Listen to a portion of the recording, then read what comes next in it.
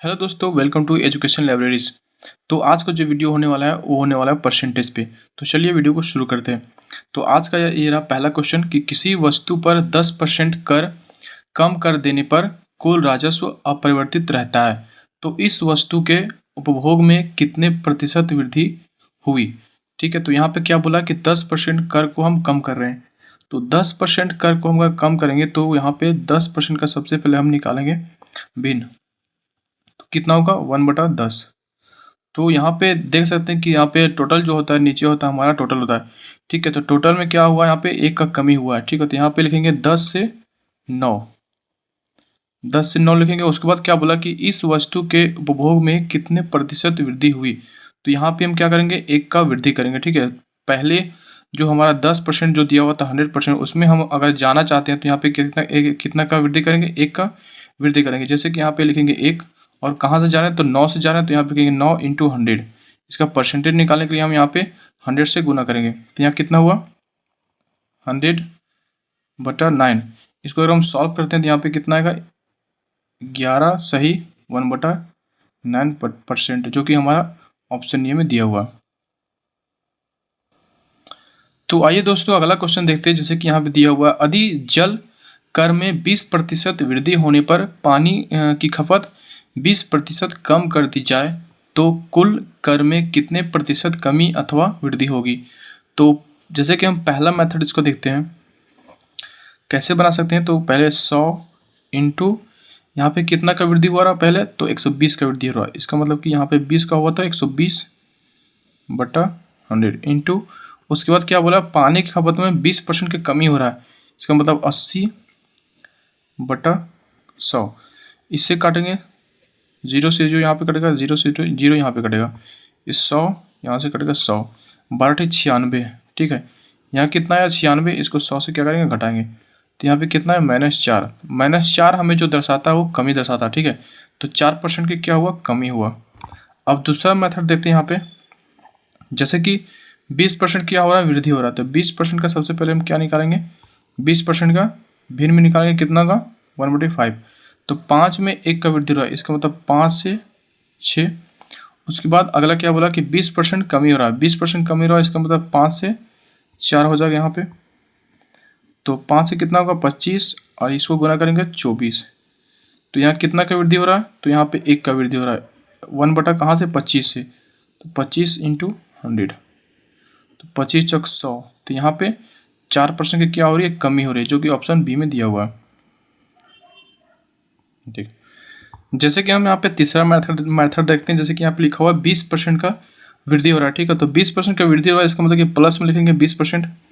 उसके बाद आगे क्या बोला है कि पानी की खपत में 20% का कमी हो रहा है, इसका मतलब यहाँ पे माइनस में लिखेंगे 20। जैसे कि यहाँ पे लिख दिए -20, उसके बाद क्या होता है यहाँ पे प्लस और माइनस, प्लस माइनस क्या होगा माइनस। उसके बाद यहाँ पे 20 गुना 20/100। तो यहाँ पे 0 से 0 कटेगा। ठीक है, यहाँ पे जो प्लस और माइनस कट जाएगा। यहाँ पे कितना हुआ 4, -4, इसका मतलब कि यहाँ पे क्या हो रहा है, कमी हो रहा है। तो 4% का कमी हो रहा है। ये हो गया हमारा क्या, तीसरा मेथड। तो आइए दोस्तों अगला क्वेश्चन देखते हैं। यहाँ पे बोला गया है कि पटसन के भाव में 20% कमी आने पर इसका भाव 800 रुपया प्रति क्विंटल हो गया, तो इसका प्रारंभिक भाव प्रति क्विंटल कितना था। तो क्या बोला कि 20% का कमी हो गया। ठीक है, तो प्रारंभिक भाव यहाँ पे लेते हैं पहले हम,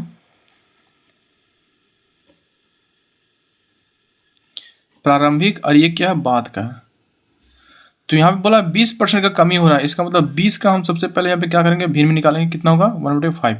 तो 5 क्या है हमारा प्रारंभिक मूल्य है, और घट के कितना हो गया 4, एक घटा तो हो गया 4। तो बाद का मूल्य कितना 4 है। उसके बाद यहाँ पे क्या बोला कि इसका भाव जो है 800 रुपया प्रति क्विंटल हो गया, तो घट के हो गया। इसका मतलब कि 4 बराबर जो हमारा दिया हुआ 800 दिया हुआ है, तो 1 बराबर अगर हम निकालेंगे तो कितना होगा 4 दूना 8, इसका मतलब 1 बराबर हो गया 200। अब बोला प्रारंभिक मूल्य यहाँ पे हम लोग को निकालने के लिए बोल रहा है, तो प्रारंभिक मूल्य कैसे निकालेंगे, तो इसको गुना करेंगे प्रारंभिक मूल्य में, कितना होगा 5 दूना 10, इसका मतलब 1000 जो था प्रारंभिक मूल्य था, और घट के कितना हो गया 800 हो गया। तो हमारा जो आंसर आया वो आया 1000, ऑप्शन नंबर डी में जो दिया हुआ है। तो आइए देखते हैं अगला क्वेश्चन क्या दिया हुआ है कि अमन का खर्च अमन का खर्च विमल के खर्च से 30% अधिक तथा विमल का खर्च रमन के खर्च से 10% कम है, यदि तीनों के खर्च का योग कितना दिया हुआ है, 6447 दिया हुआ हो, तो अमन का खर्च हमें निकालने के लिए बोला गया है। तो यहाँ पे सबसे पहले बोला है कि अमन का जो खर्च है विमल के खर्च से 30% अधिक है और विमल का खर्च रमन के खर्च से। तो यहाँ पे लिखेंगे सबसे पहले ए से हो जाएगा कितना अमन, और भी मतलब विमल, और आर मतलब रमन। तो रमन का सबसे पहले बोलें कि 10% कम है विमल का रमन से, तो रमन का सबसे पहले हम 100 लिखेंगे, और 10% कम किसका, विमल का रमन से, तो यहाँ पे 90 हो जाएगा। उसके बाद आगे बोला कि 30% अधिक है किससे, विमल से, अमन का, तो 30% अधिक, तो 90 से अगर हम 30% अधिक निकालेंगे तो यहाँ पे होगा 130 बटा 100, यहाँ से ये कटेगा, यहाँ से ये कटेगा, 93 कितना हो जाएगा, 117।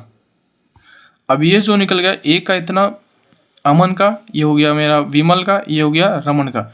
अब आगे क्वेश्चन बोला है कि तीनों के खर्च का योग कितना दिया हुआ है, 6447 दिया हुआ है। ठीक है, तो तीनों का योग हम यहाँ पे करेंगे, कितना होगा, 101, 200, 217, 217 और 90 कितना हो जाएगा, 217 और 90, 7, 9 और 1 10 के 0 हाथ में 1, 307, और यहाँ पे कितना हो गया, 307। तो 307 जो दिया हुआ है इसके बराबर कितना दिया हुआ है, 307 यूनिट बराबर 6447 दिया हुआ है, 6447। तो हम अगर यहाँ से 1 यूनिट निकालें तो कितना होगा, इससे भागा करना होगा 307। अब इसको यहाँ से भागा देते हैं, 307 और 6447, तो 300 दूनी कितना होगा, 614, 614। तो यहाँ पे होगा 0, 3 और 7, ये जाएगा 1 से, तो यहाँ पे कितना आया, 21, 1 यूनिट बराबर कितना आ गया, 21। अब क्या बोला है कि अमन का खर्च कितना है, तो अमन का जो कितना है, अमन का 117 है, तो 117 से इसे गुना करेंगे, तो 117 गुना 21। अब यहाँ से करेंगे 7, 1, 1, 7 दूना 14, 4 हाथ में बचा 1, 2 और 1 3, 2 एकम 2, 7, 4, 3, 2। यहाँ आंसर जो हमारा निकल के आया 2347। तो ऑप्शन सॉरी यहाँ पे 5 होगा, 2357। तो जो हमारे ऑप्शन बी में जो दिया हुआ है 2457, ये हमारा सही उत्तर हो जाएगा। तो आइए दोस्तों अगला क्वेश्चन देखते हैं यहाँ पे कि एक व्यक्ति की मासिक आय कितना यहाँ पे दिया हुआ है, 13,500 थी तथा उसका मासिक व्यय मतलब खर्च 900 रुपया था। अगले वर्ष उसकी मासिक आय में 14% वृद्धि तथा व्यय में 7% वृद्धि हुई। तो यहाँ बोला कि अगले वर्ष, जब अगला वर्ष हुआ तो उसका मासिक आय में क्या हुआ, 14% का वृद्धि हो गया, और व्यय में खर्च में क्या हुआ, 7% का वृद्धि हो गया। इसका मतलब उसके बाद पूछा गया कि उसके बचत में कितने प्रतिशत वृद्धि हुई, तो उसका बचत जो हुआ अगले साल का वो कितना प्रतिशत बढ़ गया। तो सबसे पहले यहाँ पे लिखेंगे आय, उसका मासिक आय, उसके बाद व्यय जिसको बोला जाता है खर्च, उसके बाद बचत। तो आय कितना यहाँ पे दिया हुआ है, 13,500 दिया हुआ है, और व्यय कितना दिया हुआ है, 9,000 दिया हुआ है। उसके बाद इसको जब हम घटाएंगे तो कितना होगा, 9 और 4 13, इसका मतलब 4,500 रुपया उसका बचत था उस समय। उसके बाद यहाँ पे बोला कि उसके बाद अगला साल क्या हुआ, 14% का वृद्धि हो गया। ठीक है, तो यहाँ पे अगर हम 135 13,500 का अगर 114% निकाले अगर यहाँ पे हम, तो कितना होगा, 13,500 का 114%। यहाँ पे अगर निकालें तो इससे शून्य कटेगा। अब ये दोनों को हम यहाँ पे गुना करते हैं। ठीक है, जैसे कि यहाँ पे दिया हुआ है 135 और 114, यहाँ कितना हुआ, 5 और 20, हाथ में बचा 1 2, 4 3 12 और 2 14, हाथ में 1, 4 कम 4 और 1 5, उसके बाद 5 3 1 5 3 1। अब यहाँ पे इसको सॉल्व करते हैं, जैसे कि 0 5 4 9, 5 5 10, 3 13 3, हाथ में बचा 1, 3 1 4 1 5, उसके बाद 1। तो यहाँ पे कितना हो गया, 15,390। यहाँ पे बढ़ के कितना हो गया, 15,390। ठीक है, अब यहाँ पे क्या बोला है कि उसके व्यय में कितना बढ़ा है, 7% की वृद्धि हुई है। तो 9,000 का हम यहाँ पे अगर निकालते हैं 7% की वृद्धि हुआ है, तो 9,000 का अगर हम यहाँ पे 107% निकालते हैं तो कितना होगा, 0 से 0 कटेगा यहाँ पे। अब इसे 9 से गुना करते हैं तो यहाँ पे हो जाएगा मेरा 107 और 9 से 63 कर 3 हाथ में बचा 6, 0 यहाँ पे 6, 9 कम 9, यहाँ पे 0, जो यहाँ पे बचा हुआ था 0 यहाँ पे उतार देंगे तो कितना हुआ 9,630 रुपया। इसका क्या हुआ, अगला साल खर्च बढ़ गया। अब इसको जब हम यहाँ पे घटाएंगे तो क्या व्यय इसका निकल जाएगा, सॉरी बचत निकल जाएगा। तो यहाँ पे 15,390 और 9,630 रुपया, यहाँ होगा 0, 6, यहाँ पे कितना होगा 13, 13 तो 6, 4 3 7, उसको यहाँ पे कितना बचा 14 यानी 5, तो 5,760, तो 5,760 रुपया इससे क्या हुआ, बचत हुआ अगला साल। उसके बाद यहाँ पे बढ़ कितना गया तो इसको घटाएंगे अगर हम यहाँ पे, तो 5,760 में अगर हम 4,500 अगर घटाएं यहाँ पे तो 0 6 2 1, तो यहाँ पे अब देख सकते हैं जैसे कि यहाँ पे 1,260 रुपया का क्या हुआ, वृद्धि हो गया। कहाँ से हुआ, तो 4500 से हुआ। ठीक है, 4500 से कितना बढ़ गया, 1260 बढ़ गया। तो यहाँ पे गुना 100 करेंगे परसेंटेज में बदलने के लिए, तो 0 0 यहाँ से काटेंगे 0। ठीक है, उसके बाद 15 थी 45 यहाँ पे कटेगा, उसके बाद 15 थी 20 से, उसके बाद 7, 15 चौक 60, यहाँ पे इसको काटेंगे तो कितना होगा, 3 दूना 6 और 3 8 24। तो यहाँ पे जो हमारा आंसर निकल के आया वो निकल के आया 28%। तो यहाँ पे देख सकते हैं, यहाँ पे जो बढ़ा हमारा 28% का, उसकी बचत में वृद्धि हो गई। तो ऑप्शन सी जो हमारा दिया हुआ है 28%। ठीक है, तो आइए अगला क्वेश्चन देखते हैं। जैसे कि यहाँ पे दिया हुआ है हमारा कि किसी बाल्टी में 66.2/3% भरी होने की तुलना 80% भरी होने पर 2 लीटर अधिक पानी आता है, तो बाल्टी की धारिता कितनी है। तो सबसे पहले हम बाल्टी की धारिता हम यहाँ पे x मान लेते हैं। ठीक है, x मान लेते हैं। उसके बाद बोला कि किसी बाल्टी में इतना भरा हुआ है, तो x हम धारिता पूरा टोटल माने हैं, तो x का 66 सही 2/3 को हम लिख सकते हैं 2/3। ठीक है, ये होता है। उसके बाद दूसरा क्या, x% 80%, तो 80% का अगर हम भिन्न निकालेंगे तो कितना होगा, 2 चौक 8 और 2 पचे 10, तो 4/5 आया। तो दूसरा क्या है, x इंटू 4/5। ठीक है, अब बोला कि 2 लीटर अधिक पानी आता है, अधिक कम या फिर तुलना, अगर आपको बोले अंतर तो हमेशा घटता है। ठीक है, घटता। उसके बाद क्या बोला, पानी अधिक आता है। उसके बाद यहाँ पे हम लिख सकते हैं कि x 4/5 minus x 2/3 is equal to 2। ठीक है, ये से हम लिख सकते हैं। उसके बाद इसको हम सॉल्व करेंगे तो यहाँ कितना होगा, 5 तिया 15, उसके बाद 5 तिया, इसको यहाँ पे क्या करेंगे, यहाँ पे लेंगे एलसीएम, तो एलसीएम तो आता नहीं तो डायरेक्ट हम गुना कर देंगे। तो 5 तिया 15, 3 4 तिया 12x माइनस 3 5 15, 5 दूनी 10x। ठीक है, इसको घटाएंगे तो कितना होगा, 2x, यहाँ पे लिखते हैं हम 2x बटा 10 इज इक्वल टू 2, तो 10 कितना होगा 20। ठीक है, सॉरी यहाँ पे होगा 15। ठीक है, तो यहाँ पे कितना होगा, 2x बराबर 15 दूना 30। अब इसको काटेंगे यहाँ पे तो कितना निकला, x बराबर कितना निकला 15। तो हम यहाँ पे देख सकते हैं कि बाल्टी का जो धारिता हमारा है वो 15 लीटर का है। ठीक है, और जो कि ऑप्शन बी में दिया हुआ है। तो चलिए देखते हैं अगला क्वेश्चन क्या दिया हुआ है कि 50 किलोग्राम शीशे व टीन के मिश्रण में 60% शीशा है। ठीक है, और इस मिश्रण में कितना शीशा मिलाने पर बने मिश्रण में 75% शीशा हो जाएगा। तो यहाँ पे जो बोला गया है कि 50 किलोग्राम शीशा और टीन का एक मिश्रण है। ठीक है, यहाँ पे 50 किलोग्राम जो है वो शीशा और टीन का क्या है, मिश्रण है। ठीक है, उसके बाद मिश्रण में क्या बोला गया कि 60% शीशा हमारा है। तो यहाँ पे लिखेंगे सबसे पहले शीशा, और यहाँ पे लिखेंगे टीन। तो शीशा कितना है, 60% है। तो सबसे पहले हम 60% यहाँ पे लिखेंगे शीशा। 60% शीशा है, इसका मतलब कि 40% हमारा क्या है, टीन है।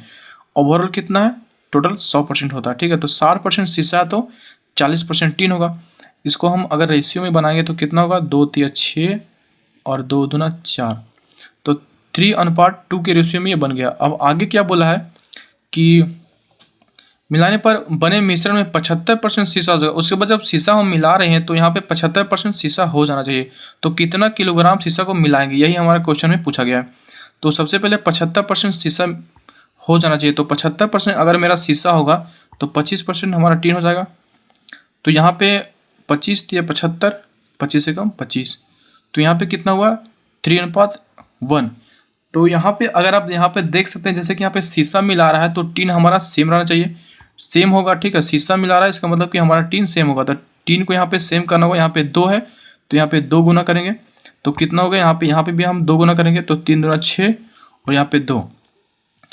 और यहाँ पे अब देख सकते हैं जैसे कि यहाँ पे 3 यूनिट का बढ़ोतरी हो गया, ठीक है, +3, ठीक है। तो यहाँ पे जैसे कि यहाँ पे क्या दिया हुआ कि मिश्रण में 50 किलोग्राम मेरा शीशा और टीन है, तो 50 किलोग्राम, तो 3 और 2 5, तो 5 बराबर यहाँ पे दिया हुआ है 50, ठीक है। तो यहाँ पे 1 यूनिट निकालेंगे तो कितना निकलेगा, 5 दहिया 50, तो 10, 1 यूनिट बराबर 10 निकला। तो हमें पूछा है कि मिश्रण यानी कि टीन शीशा को कितना मिलाएं। तो यहाँ पे जो 10 दिया हुआ उसको यहाँ पे 3 से गुना करेंगे, ठीक है। तो 10 × 3 तो 30 किलोग्राम अगर हम यहाँ पे शीशा को मिलाएंगे तो वो 75% शीशा बन जाएगा। उसके बाद 25% टीन बचेगा। तो हमारा जो आंसर आया 30 किलोग्राम, जो कि ऑप्शन सी में दिया हुआ है। तो आइए दोस्तों अगला क्वेश्चन देखते हैं। यहाँ पे क्या दिया हुआ है कि यदि 10% लवण वाले 12 लीटर घोल को उबालकर 4 लीटर पानी को वाष्पित कर दिया जाए तो शेष बचे घोल में लवण का प्रतिशत कितना होगा। तो यहाँ पे पूछा गया कि अगर हम 10 लीटर, कोई 12 लीटर का घोल है, ठीक है, कोई 12 लीटर का घोल है, उसमें क्या बोला है कि उसमें 10 लीटर क्या है हमारा लवण है, 10% क्या है लवण है, ठीक है। तो 10% लवण दिया हुआ है 12 लीटर घोल में। तो 12 लीटर घोल में अगर हम पहले 10 लीटर, आप आखिर 10% लवण कितना है उसमें हम पहले निकालते हैं। तो 10% अगर 12 लीटर घोल का अगर हम 10% यहाँ पे निकालते हैं तो कितना हुआ, 1.2। तो यहाँ पे हम देख सकते हैं कि 1.2, ठीक है, 1.2 क्या दिया हुआ है, लवण दिया हुआ है। उस 12 लीटर घोल में 1.2 क्या है, लवण है। उसके बाद बोला है कि यहाँ पे कि 4 लीटर पानी को वाष्पित करके क्या कर दिया जाता है, तो उबाल कर वाष्प कर दिया जाता है, मतलब कि 4 लीटर पानी को निकाल दिया जाता है वाष्प के द्वारा उबाल कर। तो बचा कितना, 4 लीटर अगर हमारा 12 लीटर में निकल गया तो बचा कितना, 8 लीटर। तो 8 लीटर में देखिए कि यहाँ पे 8 लीटर में 1.2 लीटर आखिर है कितना परसेंट। तो यहाँ पे 1.2 बटा 8 × 100।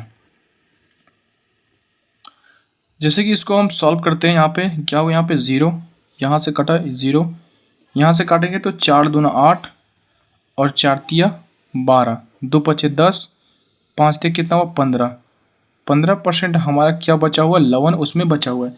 तो ऑप्शन सी जो हमारा होगा सही उतरेगा। इसको हम फिर से समझा दें, जैसे कि यहाँ पे 12 लीटर दिया हुआ, ठीक है, 12 लीटर दिया हुआ, उसमें 10% क्या है, लवण है। इससे हम 10% लवण को सबसे पहले निकाल लेते हैं, जो कि निकला 1.2। अब यहाँ पे बोला कि वाष्पित करके 4 लीटर पानी को निकाल दिया जाता है। तो यहाँ पे बचा हमारा 8 लीटर। अब हमें निकालना यह है कि 1.2 जो लवण है वो 8 लीटर पानी में कितना % है। तो सबसे पहले हम निकालने के लिए 1.2 निकालेंगे यहाँ पे, जैसे कि हम पीछे पहले बताएं। तो 1.2 बटा 8 × 100, तो ये जो हमारा निकल जाएगा कि 1.2 जो है 8 लीटर का कितना % है, तो वही हमको निकालना है। तो 0 यहाँ पे जो हम बताएं अभी, 4 दूना 8 और 4 तिया 12, 2 पचे 10, 5 तिया 15%, ठीक है, 15% जो हमारा होगा सही उत्तर होगा। तो चलिए बढ़ते हैं अगले क्वेश्चन की तरफ। तो जैसे कि यहाँ पे दिया हुआ है कि 300 ग्राम चीनी के घोल में 40% चीनी है और इसमें कितने ग्राम चीनी और मिलाए जाए कि नए घोल में 50% चीनी हो जाएगा। तो सबसे पहले यहाँ पे लिखेंगे चीनी, उसके बाद लिखेंगे पानी, क्योंकि पानी में तो घुला हुआ चीनी। यहाँ पे 300 ग्राम चीनी है, टोटल घोल कितना है, 300 ग्राम का घोल है, ठीक है। उसके बाद बोला 40% चीनी है, तो 40% चीनी है, इसका मतलब 60% हमारा पानी हो जाएगा।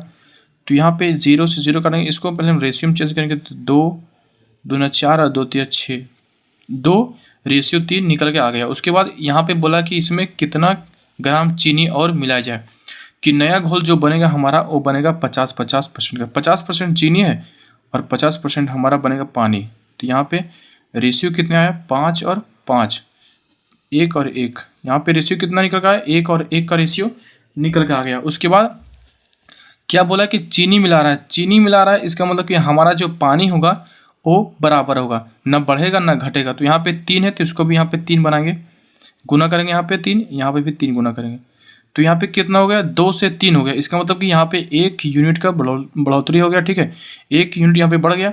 तो यहाँ पे देखेंगे कि 2 3 कितना हो गया, 5। तो 5 बराबर पूरा घोल कितना है, 300 ग्राम का है, ठीक है। तो 1 यूनिट निकालेंगे, कितना निकलेगा यहाँ पे, 5 × 30 60। तो एक यूनिट बराबर 60 निकला यहाँ पे। तो 1 से गुना करेंगे, कितना होगा, 60। इसका मतलब 60 ग्राम जो है हमारा चीनी मिलाएंगे तो 50% चीनी होगा और 50% पानी निकल के आ जाएगा। तो हमारा जो आंसर होगा वो 60 ग्राम होगा, ऑप्शन सी में जो दिया हुआ है। चलिए देखते हैं अगला क्वेश्चन क्या दिया हुआ है, कि यदि मिटाने वाली रबड़ों की भाव में 25% कमी हो जाए तो कोई व्यक्ति 1 रुपये में 2 रबड़ और अधिक खरीद सकता है। तो 1 रुपये में प्राप्त रबड़ों की संख्या कितनी है। तो 1 रुपये में प्राप्त मतलब पहले कितना था, 1 रुपया था, ठीक है। पहले का मूल्य हमें निकालने बोल रहा है कि पहले 1 रुपये में कितना मिलता था। यहाँ पे बोला कि जब मूल्य में कमी हो गई तो 2 रबड़ अधिक खरीद रहा है, ठीक है। तो सबसे पहले यहाँ पे क्या करेंगे कि ऐसा क्वेश्चन बनाने के लिए सबसे पहले यहाँ पे क्या करेंगे कि 25% यहाँ पे जो दिया हुआ है उसका हम भिन्न निकालें, कितना होगा, 1/4 होगा। तो 4 से 1 घट रहा है, तो 4 से 1 की कमी हो रहा है, तो कितना होगा, 3। अब यहाँ पे कुछ करना नहीं है, उसका उल्टा लिख देंगे, 3 से 4, ठीक है। अब यहाँ पे 1 क्या हो रहा है, अंतर कितना, 1 का। तो 1 यूनिट बराबर क्या लिखेंगे, 1 रुपया में क्या कर रहा है, 2 रबड़ अधिक खरीद रहा है। तो यहाँ पे 1 यूनिट बराबर कितना होगा, 2। अब क्या बोल रहा है कि 1 रुपया में प्राप्त रबड़ों की संख्या कितनी है। तो पहले, तो ये जो होगा पहले का है, ये जो बाद, इसका मतलब ये घट के जो आया वो है। तो यहाँ पे 1 पहले का यहाँ पे निकालने के लिए बोल रहा है। तो यहाँ पे ये जो 2 आया है, 1 यूनिट बराबर जो 2 आया है, इसको पहले से गुना करेंगे तो कितना होगा, 6। तो यहाँ पे जो प्राप्त रबड़ों की संख्या जो निकल के आ गई हमारा 6 आ गया, तो जो कि ऑप्शन बी में दिया हुआ है। अगर हमको बोलता कि बाद का, यानी कि बाद का जो अगर बोलता तो हम यहाँ पे 4 में गुना करते हैं, जैसे जो कि हमारा आंसर आता 8, ठीक है। तो इसका आंसर जो है पहले का आया 6, जो कि ऑप्शन बी में दिया हुआ है। हेलो दोस्तों, तो अगला क्वेश्चन देखते हैं क्या दिया हुआ है, कि यदि वस्तु के मूल्य में 33.13% कमी होने पर 1 रुपया में क्या कर रहा है कि 4 वस्तु अधिक खरीदी जा सकती है, ठीक है। तो घटने से पहले वस्तु का मूल्य कितना था। तो घटने से पहले यहाँ पे पूछा, तो यहाँ पे सबसे पहले क्वेश्चन को बनाने के लिए लिखेंगे पहले, यहाँ पे उतारेंगे, उसके बाद यहाँ लिखेंगे बाद। तो यहाँ पे 33 सही 1/3 का जो होता है रेशियो होता है 1/3, ठीक है। तो 3 हमारा पहले था, घट के कितना हुआ, 1 घटा तो हो गया 2। अब यहाँ पे इसका उल्टा लेंगे, 2 से 3, जैसे कि आपको पिछले क्वेश्चन में बताए थे। तो 2 से 3 हुआ, तो यहाँ पे जो अंतर है कितना, 1 का अंतर है। तो यहाँ पे क्या बोल रहा है कि घटने के बाद क्या बोल रहा है कि 4 वस्तु अधिक खरीदा है, इसका मतलब कि 1 यूनिट बराबर 4 होगा। अब यहाँ पे बोल रहा है कि घटने से पहले, तो ये घटने से पहले, तो इसको जो 4 निकला है, 1 यूनिट बराबर 4, तो 2 बराबर 8। और यहाँ पे 8 जो निकल के आया हमारा, वो आया पहले, घटने से पहले जो मूल्य था वो निकल गया। इसका मतलब कि पहले 1 रुपया में 8 वस्तु खरीद रहा था, उसके बाद 4 × 12, उसके बाद घटने के बाद वह क्या कर रहा है कि 1 रुपया में 12 वस्तु खरीद रहा है। आंसर होगा ऑप्शन सी में जो दिया हुआ है, 1 रुपया में 8 वस्तु। तो चलिए वीडियो को यहीं समाप्त करते हैं। अगर आपको ये वीडियो अच्छा लगा हो तो वीडियो को लाइक कीजिए और चैनल को सब्सक्राइब कीजिए।